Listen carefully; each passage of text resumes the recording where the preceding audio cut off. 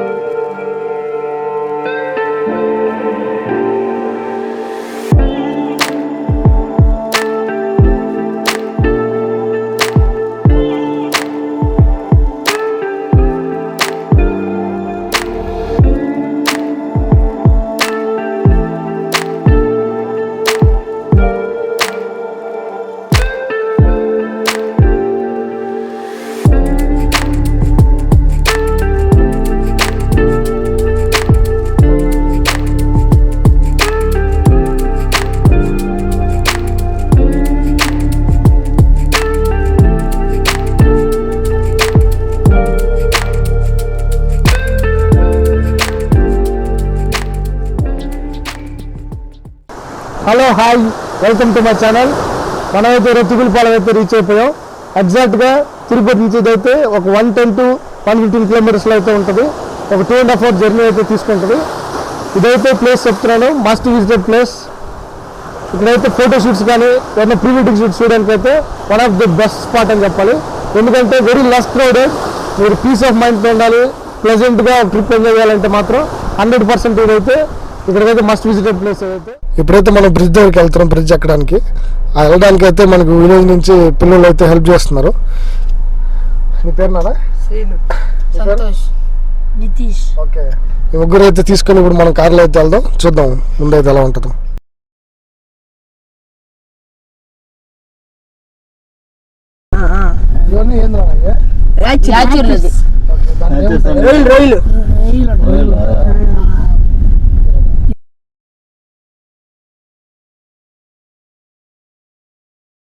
Finally మనం ఇప్పుడైతే bridge మీదకి అయితే వచ్చేసాం.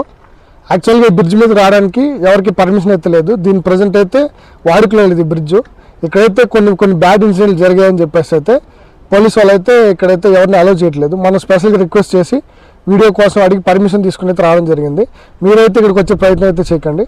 ఇంకొకటి ఏంటంటే, ఈ బ్రిడ్జ్ ఒకప్పుడు యాక్చువల్గా అయితే మన సముద్రం నుంచి సముద్రం వాటర్ ఏదైతే ఉందో ఆ వాటర్ని పక్కన చాలా రొయ్యల చెరువులు ఉన్నాయి, వాటి సాగు కోసం అయితే ఈ వాటర్ని యూజ్ చేసేవాళ్ళు అంతా. ఇక్కడ మోటార్స్ అవి పెట్టి ఈ వాటర్ అయితే అక్కడికి పంపించేవాళ్ళు.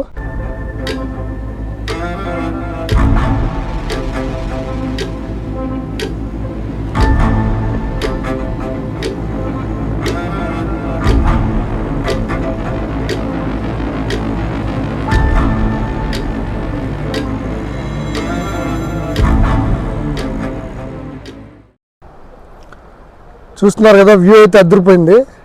కాకపోతే ఏంటంటే ఇది బాగా పాత పడిపోయి కొంచెం డేంజరస్గా ఉంది. వచ్చే దారి కూడా సరిగ్గా లేదు. మీరైతే పైకి వచ్చే ప్రయత్నం అయితే చేయకండి, మీకు ఆల్రెడీ చెప్పినట్టు. కానీ వ్యూ మాత్రం వేరే లెవెల్ ఉంటుంది. చూడండి ఇక్కడ ఒకసారి.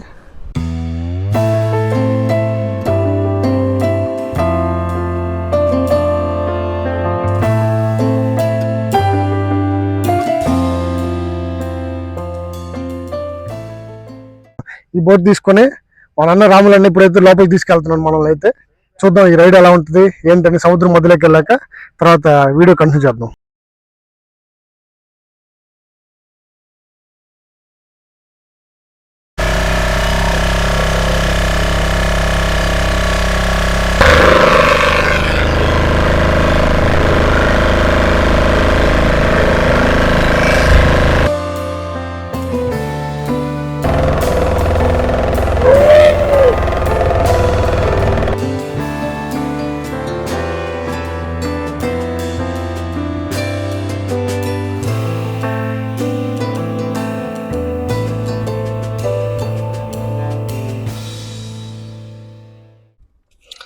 ఇప్పుడైతే మనం ఈ బోట్లో ఇక్కడ దాకా రావడం జరిగింది.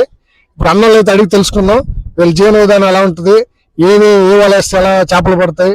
ఎన్ని చేపలు పడతాయంటే మామూలుగా ఇప్పుడు ఎంటకాయలు పట్టాలంటే మామూలుగా ఎంటకాయలు వేసుకోవాలన్నమాట. అది 50 కళ్ళు ఉంటుంది పొడవు, ఈ బార్లు ఉంటుంది అనమాట. అది వేస్తే ఎంటకాయలు పడుతుంది. వంజరం పడాలంటే 7 ఏళ్ళు అది ఉండాలా, అది కింగ్ ఫిష్ అంటే అది వచ్చి 3-4 టన్నులు అట్లా ఉండాలి వాళ్ళ. అది వేస్తేనే వంజరాలు పడుతుంది. లేదు ఈ చిన్న చేపలు పట్టాలంటే అది ఏరేవాలన్నమాట. అంటే దాన్ని మా భాషలో వచ్చి మొక్కలు అంటారు. మొక్కలు అంటే 2 పొడవు ఉంటది. లేదు రొయ్యలు పడాలంటే అది మా భాషలో అమ్మాలని అప్పవాళ్ళు అంటారు. అది వేస్తే రొయ్యలు పడుతుంది.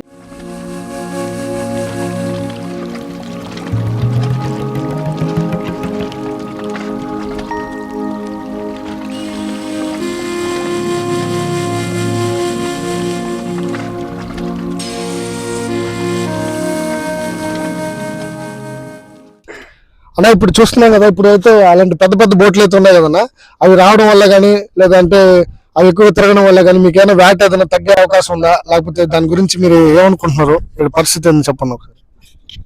ఇప్పుడు అలాంటి పెద్ద బోట్లు అంటే ఇప్పుడు మామూలుగా అంటే ఇప్పుడు మన ఆంధ్ర వాళ్ళు తమిళనాడు వాళ్ళు అంటే నాగూరు, నాగపట్నం, కర్నూలు ఆ పక్క నుంచి మన ఆంధ్రాకు బోట్లు వస్తుంది. ఆ బోట్లు వస్తే మన దారి నుంచి వాళ్ళు వేసినా సరే వాళ్ళు అంటే మేము సిగ్నల్ లైట్ వేస్తాం అనమాట. లాస్ట్ జెండాకి సిగ్నల్ లైట్ వేస్తాం, మళ్ళీ బోట్కి ఒక లైట్ వేస్తాం అనమాట. మనం వాళ్ళు వదిలేసి ఉన్నారు సరే వాళ్ళు మన ఎంత అడిచినా మన బ్యాటరీ లైట్ వేసినా సరే వాళ్ళు చూసుకోవట్లా, లాక్కపోవడం. నువ్వు ఏంద్రే మమ్మల్ని చేసేది వాళ్ళు అరవలో మాట్లాడతారనమాట. మనం కింద ఉంటాము, వాళ్ళు పైన ఉంటారు. మనం ఎక్కువ వాళ్ళు తిట్టామనుకో వాళ్ళు రాళ్ళు అంటే ఈ రాడ్లు తీసుకుని మనకు కొడుతున్నారు. ఆ బోట్లు మా కింద దాన్ని ఒక అరిగడితే మాకు మేము మత్స్యకారులు ఇక్కడ కనీసం 140 గ్రామాలు ఉన్నాయి, మత్స్యకారులు గ్రామాలు. మేము మేము బతుకుని మాకు అందించినట్టుగా ఉంటది. నేను సెలవు తీసుకుని ఆడుతుంటా. అంటే ఇప్పుడు సంవత్సరం మొత్తం ఉంటుందా ఇది, లేకపోతే ఏమైనా మధ్యలో బ్రేక్లు ఉంటుందా? ఎట్లా? మధ్యలో బ్రేక్లు ఉంటాయండి. అంటే ఇప్పుడు ఈ ఏప్రిల్లో మన గవర్నమెంట్ దురాయి అనమాట. అందువల్ల మళ్ళీ ఇప్పుడు మాకు అంటే రైతు భరోసా వేస్తారనమాట గవర్నమెంట్. అంటే ఇది మాకు బతుకు చేయాలంటే డైలీగా వెళ్తూనే ఉంటాం, సంవత్సరం అంతా వెళ్తూనే ఉంటాం. ఇప్పుడు మామూలుగా అంటే మేము 5 రోజులు ఉండాలంటే మాత్రం గ్యాస్ రేస్ నీళ్ళు గీళ్ళు మొత్తం ఎత్తుకుపోతాము. ఎత్తుకుపోయి ఆడే ఉంటాం. 5 రోజులకి 3 రోజులకి మళ్ళీ మెట్టగా వస్తాం. లేదు మన ఆ ఏటొద్దు మామూలు ఒక రోజు పోవాలంటే ఈ రోజు మార్నింగ్ పోతాం, మళ్ళీ రేపు మార్నింగ్ వచ్చేస్తుంటాం. ఈ పాయింట్ పడలేదురా మళ్ళీ ఇంకో పాయింట్ వేసుకుంటే ఆడ పడుతుంది అంటే మాకు ఐడియాలు ఉంటుంది అనమాట. దాని ప్రకారం మేము యాడ్ చేసుకుని వస్తాం. ఇప్పుడు ఒక బోట్లు అంటే 4 పోతాం. ఇప్పుడు బోటు నాదనుకో ఒక 3 కూలీలు తీసుకుపోతాం. ఆ 50,000 వేస్తే ఆ 20,000 రైస్ ఖర్చు తీసేయాలన్నమాట. మొత్తం మీదనే తీసేసి ఇంకా 30,000 ఉంటుంది. ఆ 30,000 మనం ఎంతమంది పోతామో ఈ బోటుకి ఒక 1.5 భాగం తీసుకుంటాము. ఎంతమంది పోతామో అందరికి భాగం అన్నమాట.